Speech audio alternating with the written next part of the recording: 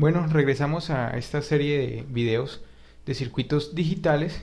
Pues esta es una nueva semana. Estos videos van a ser más cortos, no son demasiado largos. Este tema es un tema relativamente corto y pues aprovechando que en este caso de estos videos para las personas que están viendo el curso en la universidad, pues la próxima semana será festivo, entonces pues también es mejor pues tener un tema relativamente corto.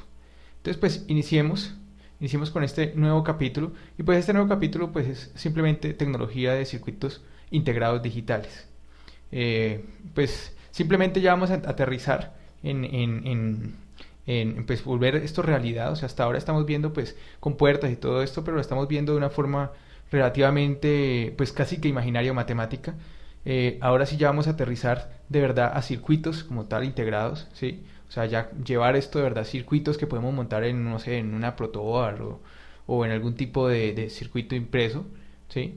Y pues que al final pues nos sirvan para algo ya en la vida real.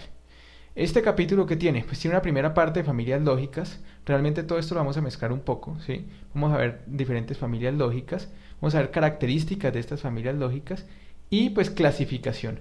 Realmente pues no está en este orden que está colocado acá, es más clasificación casi que hacer de las primeras partes y pues luego entraremos a ver familias lógicas con sus características. Esto estará un poco mezclado en el tema, o sea, en estos videos, ¿sí?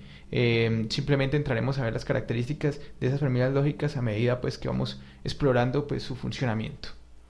Eso es lo que es este capítulo y pues sin más preámbulos iniciamos directamente pues con el tema. Bueno, arrancamos con una parte introductoria, ¿sí? Esta parte introductoria pues simplemente es pues introducir al tema de la materia o de lo que queremos ver en este capítulo, ¿sí? Y pues lo que vamos a tratar de sacar una especie de sistemas, ¿sí? Bueno, sistemas, ¿sí? Esos sistemas pues obviamente reemplazarán nuestras compuertas. Por ejemplo, pues tendrá una entrada A y B y pues al final tendrá una salida C, pero estos sistemas ya serán realmente circuitos, ¿sí? O sea, la idea es que realmente nosotros lo que tenemos es un conjunto de circuitos integrados en este caso, ¿sí? Esos circuitos integrados al final pues lo que hacen es formarnos pues o comportarse de alguna forma pues similar a lo que se comportaría por ejemplo un negador, una compuerta AND o bueno, lo que sea. No vamos a entrar en detalle de cómo están compuestas cómo se hacen estas compuertas, simplemente vamos a entrar directamente a ver familias y pues su utilización. Como algo para aclarar, pues simplemente supongamos que quisiéramos hacer un negador, pues realmente lo que vamos a tener es que pasar algún tipo de circuito o tener un circuito que equivalga a ese negador. Por ejemplo, si tenemos un circuito de esta forma, tenemos un transistor por acá, supongamos que tenemos, no sé, una resistencia de colector por acá y pongamos pues una base por acá, una resistencia base. No me interesa pues los valores, ¿sí? Pero pues supongamos que esto lo estamos alimentando con un VCC, o sea, un voltaje, y supongamos que pues esto tiene pues una tierra acá, ¿sí? Si observamos, pues esto podríamos llamarlo como la entrada, pongámosle I, y supongamos que aquí tenemos la salida O, ¿sí? Observemos qué pasa. Supongamos que hemos colocado RC y RB de tal forma que cuando hayan 5 voltios acá, supongamos que VCC es igual a 5 voltios, primero que todo, supongamos, hagamos ese supuesto. Y pues si tenemos que VCC es igual a 5 voltios, pues ¿qué tendríamos? Supongamos que hemos configurado RB de tal forma que cuando aquí hay 5 voltios, este transistor entra a saturación, ¿sí? Y supongamos también que cuando, pues obviamente esto está en 0 voltios, o pues cercano a 0, este transistor entra a la región de corte, ¿sí? Entonces, ¿qué tendríamos? Tendríamos que si I es igual a 5 voltios, por ejemplo, o pues también podría ser igual a VCC, ¿sí? Pues ¿qué tendríamos? Tendríamos que el transistor está en saturación y si este transistor está en saturación pues lo que hace es comportarse como un corto. O sea que al final O será igual a 0 voltios, ¿sí? O sea, si tenemos que la entrada es 5 voltios en este caso, pues la salida sería 0 voltios. Asimismo, si I es igual a 0 voltios, ¿sí? Que es igual por si acaso a tierra o GND,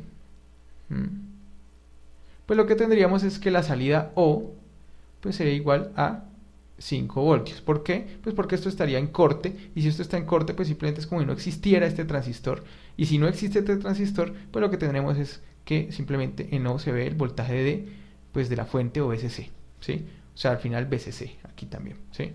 Entonces, si observamos, pues al final este sería una especie de circuito negador, ¿sí? O sea que al final este circuito equivale a nuestro negador con entrada I y salida O, ¿sí? O sea que nosotros podríamos montar un circuito negador de esta forma, simplemente un transistor, ¿sí? Tener un transistor y pues cuando la entrada es 5, la salida sería 0, y cuando la entrada es 0, pues la salida sería 5. O sea que de otra forma tendríamos un negador común y silvestre, los que hemos venido trabajando hasta ahora, ¿sí?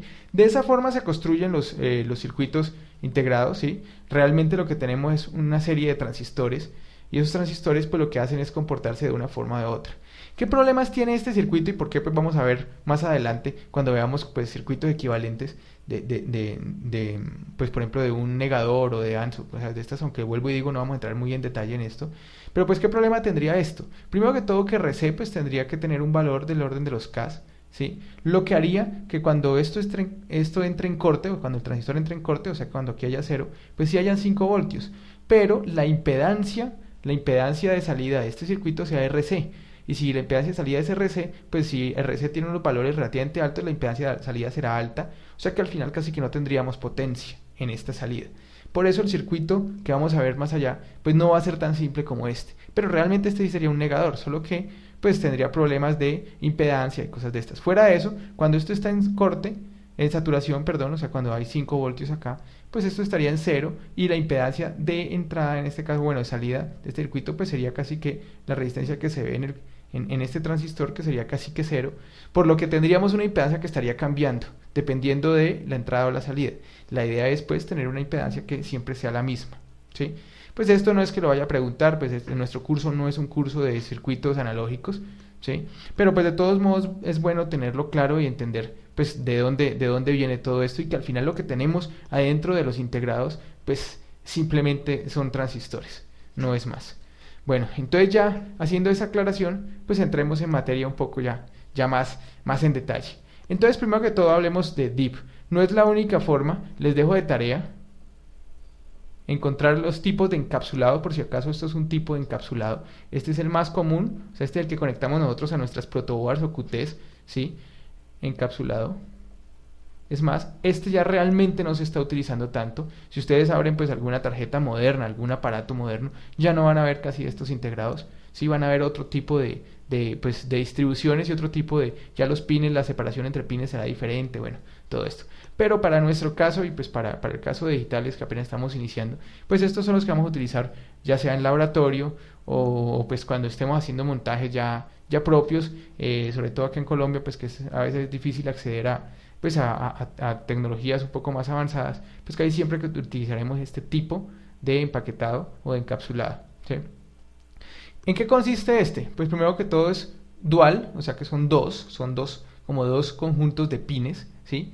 Inline package, ¿sí? Simplemente un empaquetado en línea, ¿sí? De dual, o sea, dos líneas, ¿sí? ¿Cómo se maneja normalmente esto?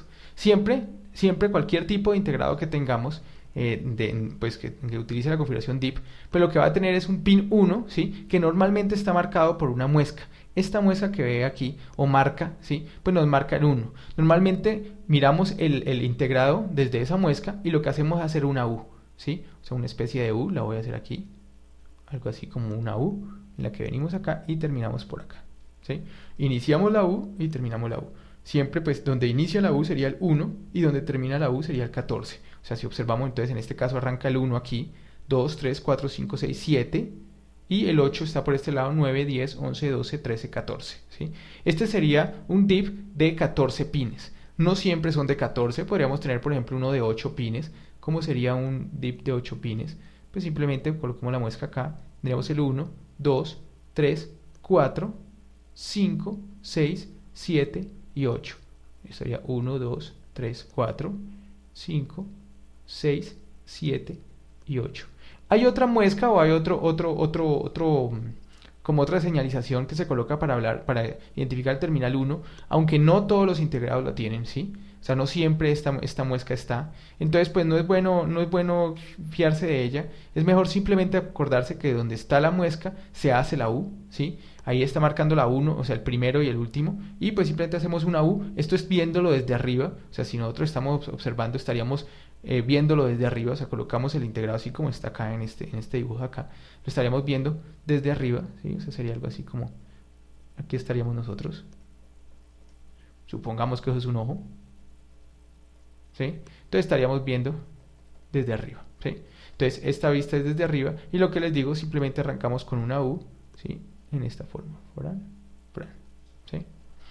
Eso es lo único que hay que tener en cuenta. Entonces de ahora en adelante, para ustedes siempre el pin 1 será donde arranca esta U que les digo, ¿sí? Y el pin último, pues que no podemos hablar del 14 siempre porque pues depende del número de pines que tengamos, pues será el del otro lado, ¿sí? Donde termina la U, ¿sí? Y siempre los contamos así.